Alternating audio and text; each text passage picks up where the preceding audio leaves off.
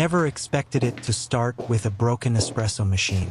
The cafe was quiet that Hi, can afternoon. I get a latte, please? The kind of quiet Coming where right up. every clink of ceramic feels louder than it should.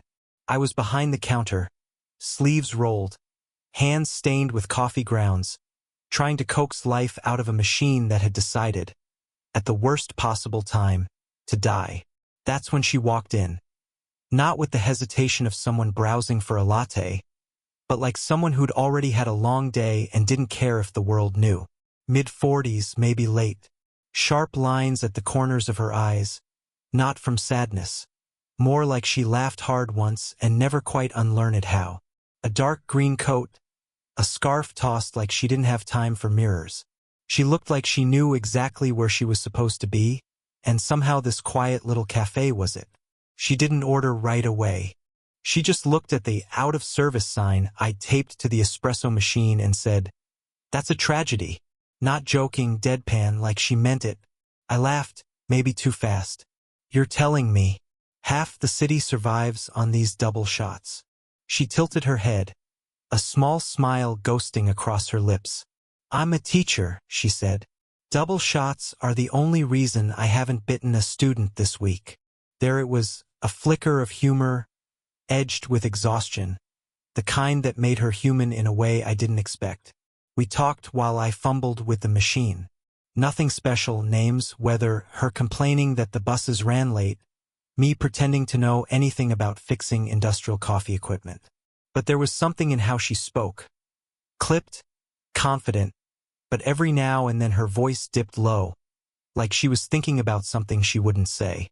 At one point, I handed her a regular drip coffee, on the house because I felt bad, and her fingers brushed mine. Not dramatic, not even intentional, but my hand froze just long enough for her to notice, and when I looked up, she was watching me. Not in a way that said anything, but in a way that made it impossible not to wonder what she was thinking. Then came the pause. She took a sip, eyes still on me, and for a second, neither of us said a word. Just the sound of the ceiling fan clicking above us, and her thumb tracing slow circles along the coffee cup sleeve. "You ever fix that thing?" she finally said, nodding at the machine. "You'll save a lot of lives." "Working on it," I said, but my voice came out softer than I meant.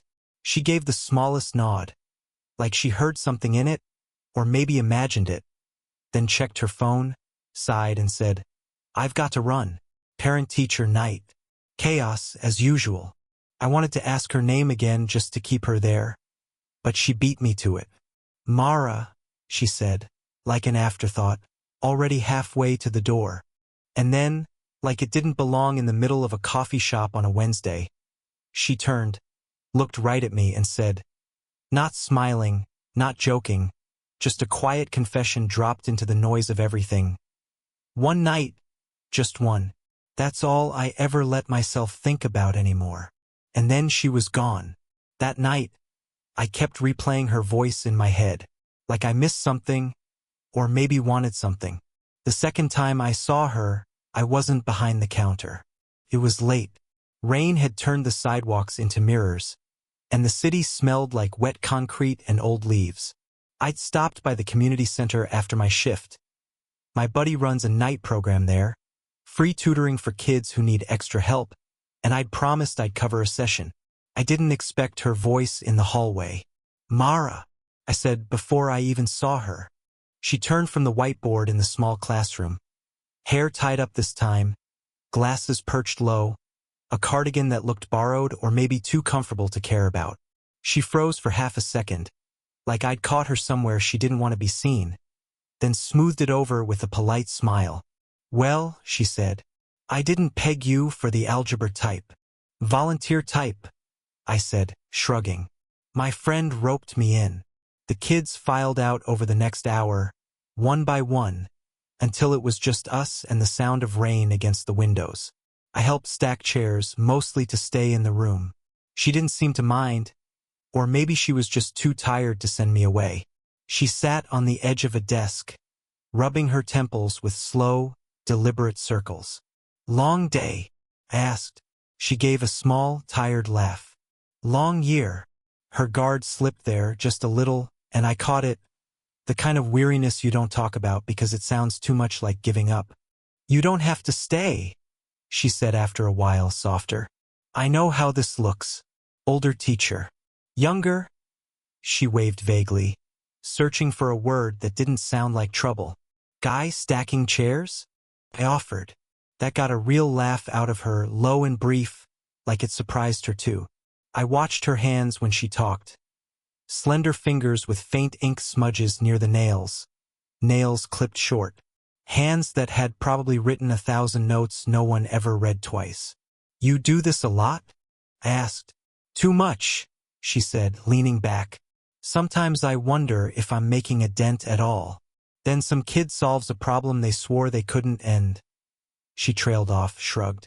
That pause held more than the words she gave me. Something quiet, like regret with a heartbeat. We didn't say anything for a while. The rain filled the space between us. She looked toward the door, then back at me, eyes softer now, like maybe the fight she kept up all day had finally run out of energy. Her mouth opened like she had something to say, then closed again. She looked at me like she wanted to say something, but didn't, and that silence felt louder than words. It was supposed to be just dinner.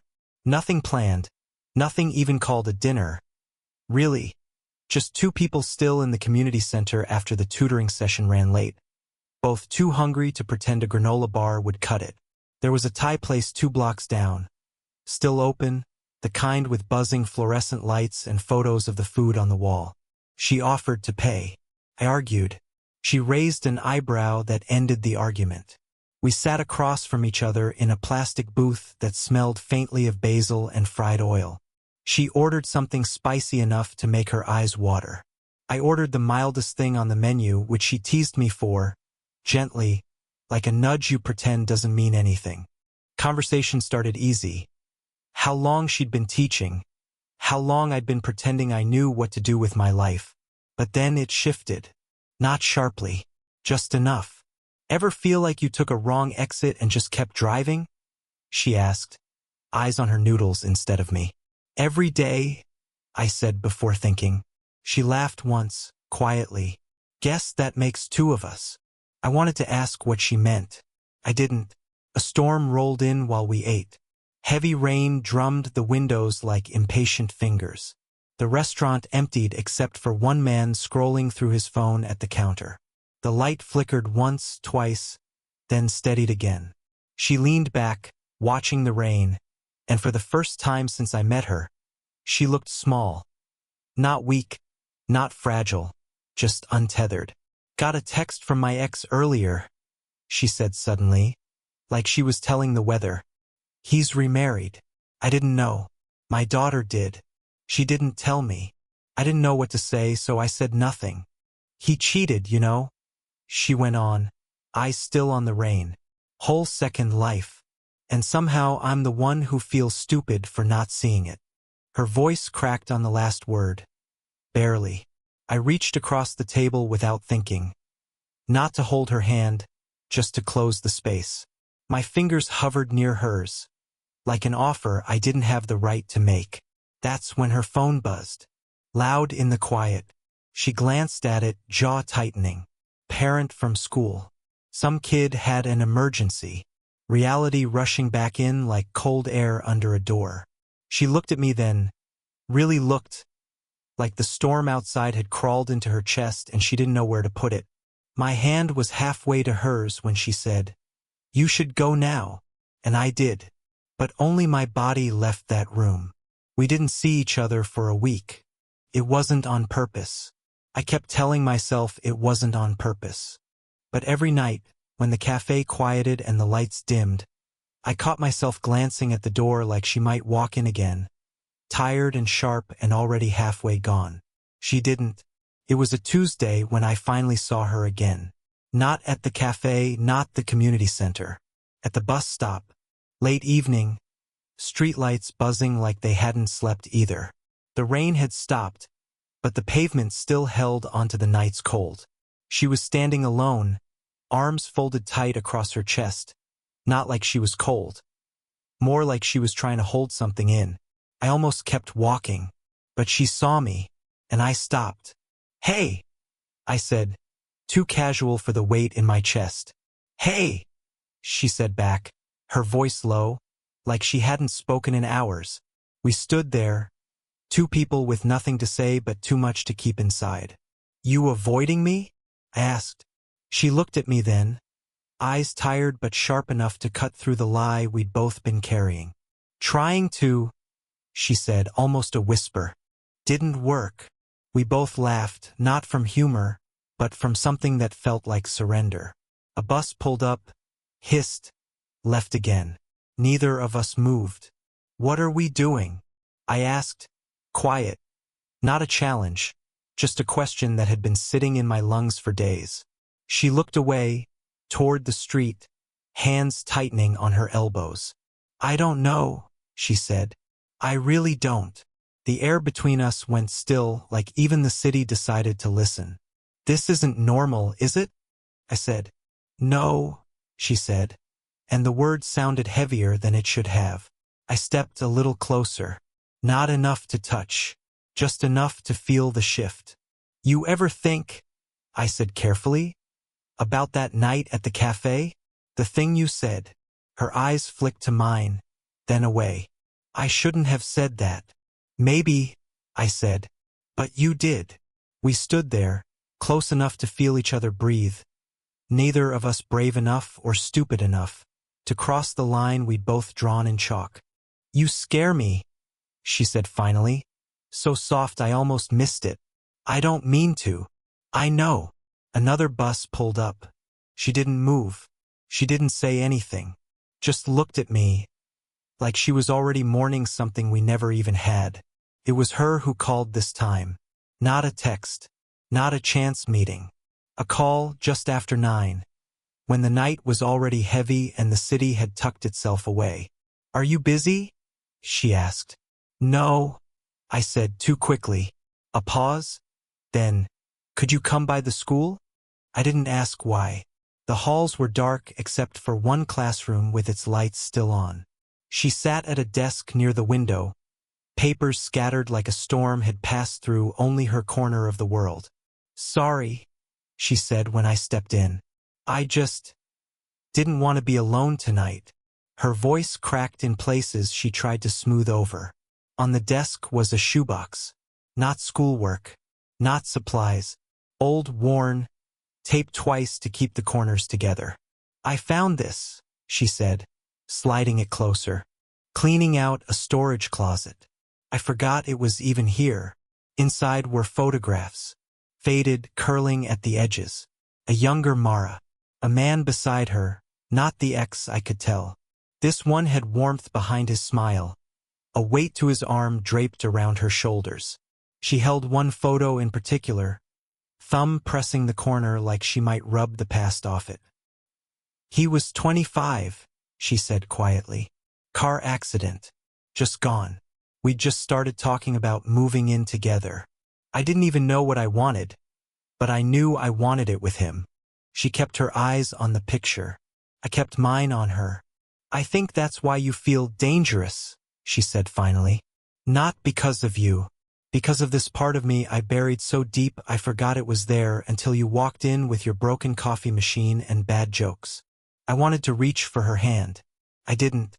You remind me of how it felt," she said softer now. "That stupid, reckless hope. Like the world was still soft somewhere.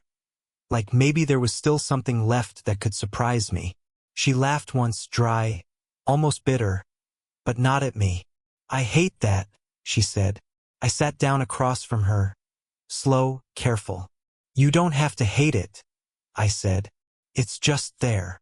She finally looked at me, and for the first time, her eyes didn't dart away, didn't hide behind humor or caution or guilt. They just stayed. She took a breath like she hadn't allowed herself to in years. And for the first time, she looked at me without fear. We didn't rush toward anything that night. The photos stayed on the desk, some of them sliding closer to the edge as if gravity wanted a say in all this. We just sat there, me in the chair across from her, her leaning back, one hand still hovering over pieces of a life she hadn't touched in years. Neither of us spoke for a while. The silence wasn't tense anymore. Felt tired. Honest. "I don't know how to do this," she said eventually. "Me neither," I said. She nodded like that made sense. Like maybe that was the point. "I keep thinking about all the reasons not to," she said, eyes on the window, watching her own reflection more than the night outside. The age, the job, the way people talk, the way I talk to myself when I'm trying to stay reasonable. "Yeah," I said, and left it there. Her fingers drummed once against the desk, then stopped. "But I can't unknow what it felt like when I saw you at that bus stop. Like the world cracked open for a second." I let that sit. Let her have it without grabbing it. "You don't need to say anything," she added quiet. I shook my head. "Neither do you." The clock on the wall ticked in slow, uneven rhythm. The rain from earlier had left the air heavy, like the whole room was breathing with us. I finally stood, walked around the desk, not sure what I was doing until I was there. Standing beside her, close enough to smell the faint trace of her shampoo and paper dust. She looked up at me, searching for something, permission maybe, or just proof that this wasn't all in her head. I sat down on the edge of the desk next to her. We didn't touch, not yet. "You know," she said, a soft laugh escaping. "I warned myself about this. I told myself one night in my head was enough. Just one. Imagined. Contained. Safe. How's that working out?" I asked, a smile I couldn't keep out of my voice. She turned her head toward me, eyes wet but steady. And then, not dramatic, not rushed, she let her hands slide just enough that her fingers found mine where they rested on the desk. Not a grip, not a plea, just there. We sat like that for a long time, the world outside the window moving on without us, the past still in pieces at our feet, the future not promised, not even named, just quietly possible. She didn't say she loved me, but she let her guard down, and that was louder than any "I love you" ever could be. It's been months now. I still work at the cafe some mornings. She still teaches. We don't make a big deal of it. We're careful but not scared anymore. Sometimes we meet in the middle of the day like we used to by accident. We sit in the park, share lunch, talk about things that have nothing to do with us. Politics, her students, the guy at my job who keeps quitting and coming back. The kind of talk that sounds ordinary but feels like a secret handshake. I think about how we started, a broken espresso machine, a stray comment that should have floated away but didn't. I think about the weeks we circled each other, each of us trying to keep the ground steady while it kept tilting anyway. She's different now, in ways you only notice if you've watched someone breathe underwater and then finally surface. Her shoulders sit a little lower. She laughs easier even at herself. And me? I don't walk through the world waiting for the next thing to distract me. I look. I stay. I learned that maybe it isn't about finding someone who fits the picture you thought you were building, but someone who, just by being there, makes you redraw the whole damn thing. We never had a declaration. No fireworks. No words we couldn't take back. We just chose not to keep pretending. One night turned into a conversation. A conversation turned into a quiet kind of belonging. It's not perfect. It's not even simple. But it's ours, not built on the weight of needing to be anything but what it is. Sometimes she'll reach for my hand without looking, and I'll feel that first night all over again. The rain, the silence, the ache of something we both tried not to want. And every time I think the same thing, one night, just one. That's all she let herself imagine. But life, somehow, gave us everything that came after. If you've ever found yourself holding back because the world told you to, because of age, timing, fear, whatever, maybe this story says what I couldn't. Sometimes the thing you're scared of isn't the fall. It's the landing. What do you think? Would you have stayed at that bus stop?